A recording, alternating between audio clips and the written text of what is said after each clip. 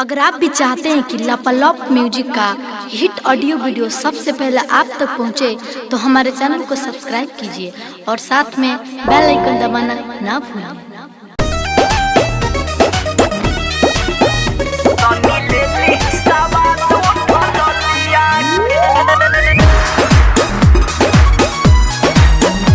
Music by गौरव रोशन।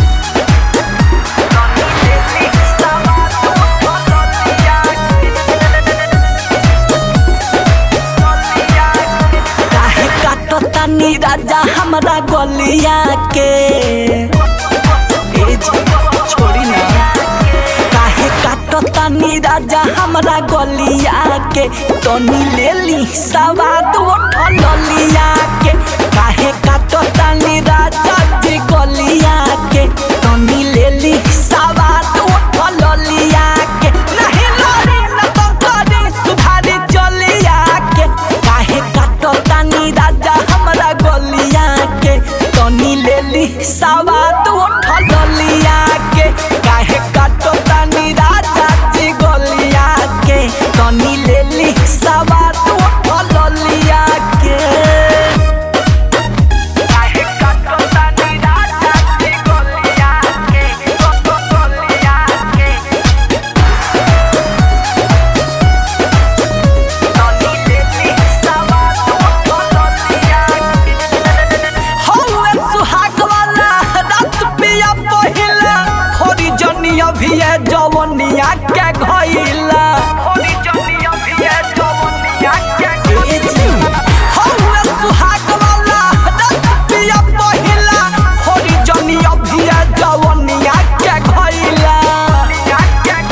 रौदा बुझत नहीं पानी हमारा होलिया के, तनी ले ली सवाद उठल लिया के।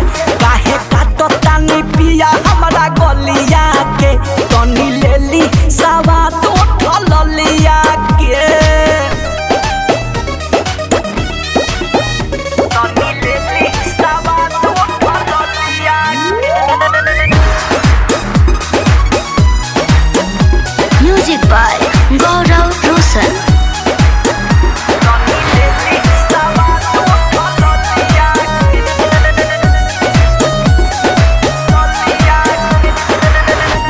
भोजपुरिया सैया बुझी परसनिया, नान्हे बाऊ मरे अभी नया बानी कनिया।